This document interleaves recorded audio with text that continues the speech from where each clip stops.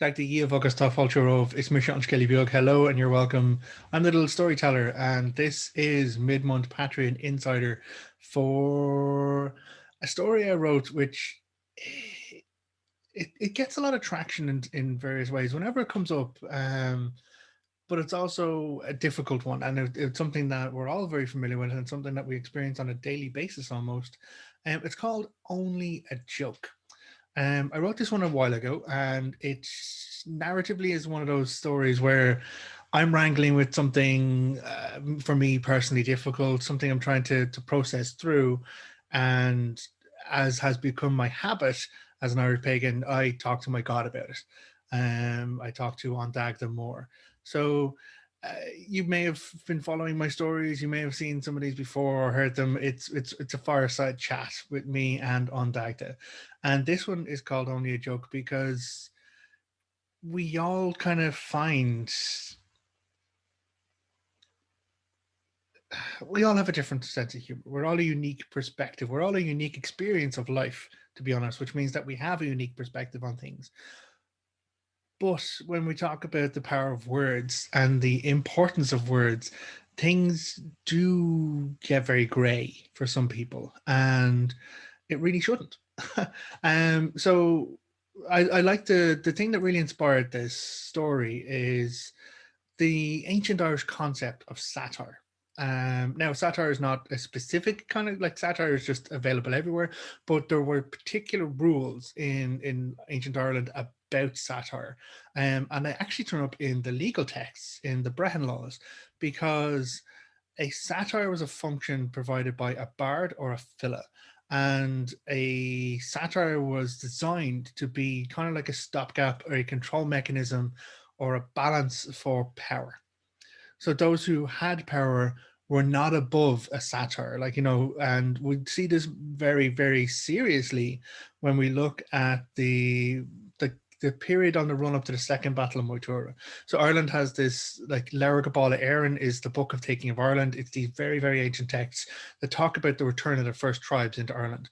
And so when we deal with the Tuatha Dé Danann, those who became the Irish gods, there is a period between the first Battle of Moytura where they arrive into Ireland and the second Battle of Moytura where they fight for survival against the Fomorians, where the king is Bress. Now, Bress is known as Bress the Beautiful. He's a half Fomorian, half Tuatha Dé Danann, and he was put in position because of his lineage, because the people thought, if he looks after both, he's representative of both kind of tribes, both peoples, then surely there could be balance and could be unity.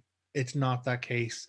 Long story short, Bress favors his Fomorian ancestry over to Danann and falls into the trap of oppression that the people of Ireland have long been kind of repeating and kind of surviving and managing through. So the Tuatha Danann themselves are oppressed by the Fomorians. But there's a number of different kind of cracks in Bress's power, because we know from the stories that Bress is deposed as the king and Nuada returns as the king.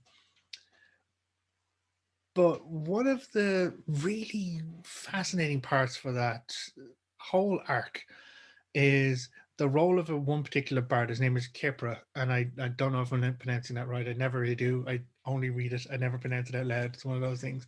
But he goes to Bress, like Rathbress. He goes to Tara, and we have in the texts his experience, and it talks about him having no food quick upon the plate, no kind of like hospitality, no warm blanket or bed for him. So he has a really rough show going to the king of Ireland, the Bress, because he's Tuatha Dé Danann and not Fomorian. And we do know that it is 100% of favoritism, because there's another Fomorian bard, Cregin Bale, who is taking advantage of the Dagda around the same time, and Cregin Bale is receiving a lot of favoritism from Bress. So it's not just down to this particular individual, it's actually the bias of Bress coming into play.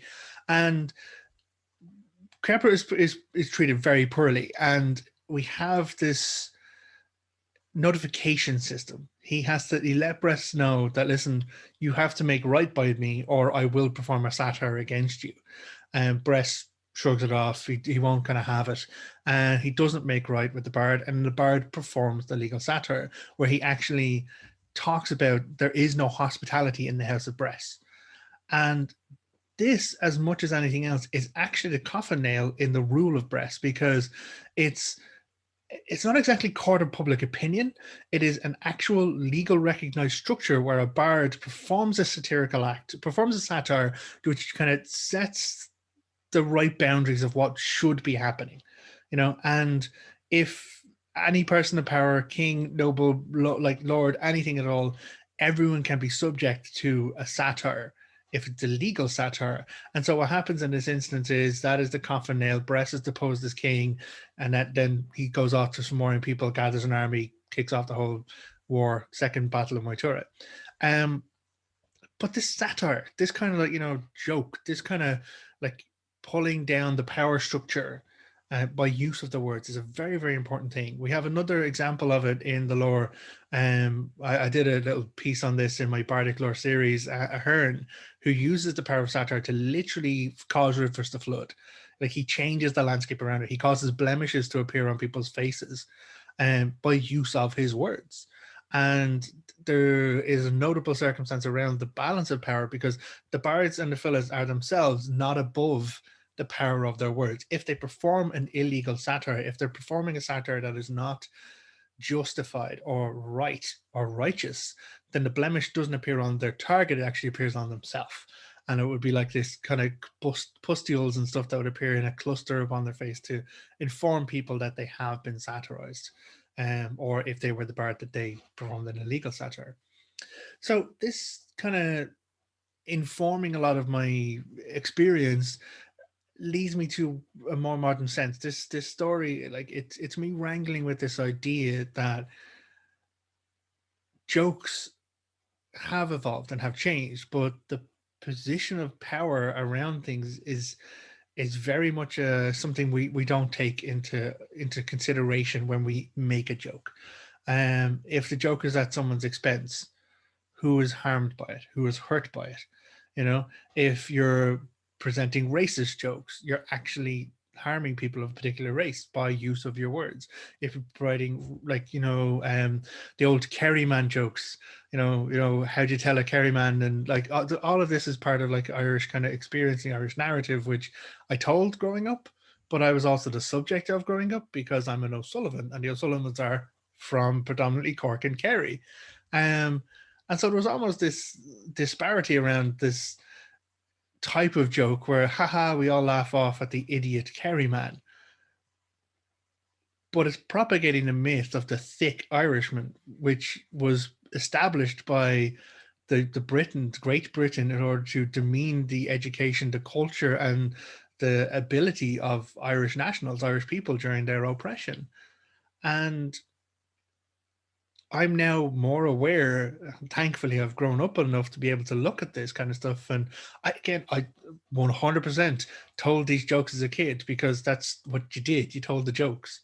You make the laugh of it, you make it fun. And then, like, if anyone's, well, it's only a joke, it doesn't matter. But as I've grown, I've realized that it actually does matter. If you're not using your words to call out the injustices in the world, if you're using your words to just lump in with the harms done on those who are already harmed, those who are already marginalized, those who are already kind of oppressed, then it does have a significant impact. And we can't really just walk away with it's only a joke. I'm grateful for the fact that I have grown stronger in my time, and I have started to call people out when they make a rape joke or an off-color race joke, or anything like that at all. Right? Like, I could never have done it before, because I was part of the system. I was part of this ongoing narrative.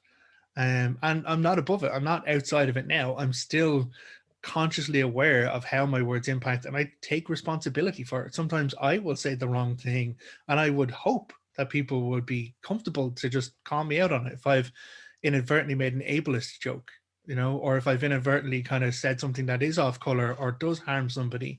I want to be accountable for that. I expect to be held accountable for that.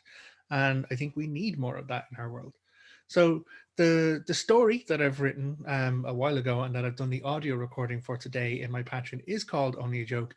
It's me exploring this narrative of kind of being called out on telling an off-color joke, but then also what kind of happens in regards to like the emotional processing, how we kind of move through the experience, how we might be able to improve our process and our engagement with this kind of interaction. And again, I don't hold any answers, but I would hope that this gives some insight into how I view things, and how we might be able to find a better way to use our words, a better use for our satire and the power of our language. And I do hope you enjoy it. So, as ever, thank you very, very much to my patrons over at patreon.com/Dagda. I write stories every month. We are well over, geez, now what? We've got like 50, 60 written stories. I've done this audio recording is actually number 51 of the audio recordings of stories I've written before. So those who kind of support me at the kind of casual, committed levels, the content is there. And I'm really, really grateful to be able to do this. And this, to be able to come to you on YouTube, to be able to kind of take you behind the scenes, give you an insight into what it is that inspires it, what it is that, leads me through the thought processes to create this, and it maybe give you an insight into who I am as a character and how I want to portray myself in a world that, as much as I'm cynical about stuff, I always try and hold to an idealism that we can be better, and we should be better, and all of us deserve better. So I will say, Gaurav Mahakas, thank you very, very much, and until next time, look after yourself. You're the only one of you that will ever exist in this reality. So, Slán, take care.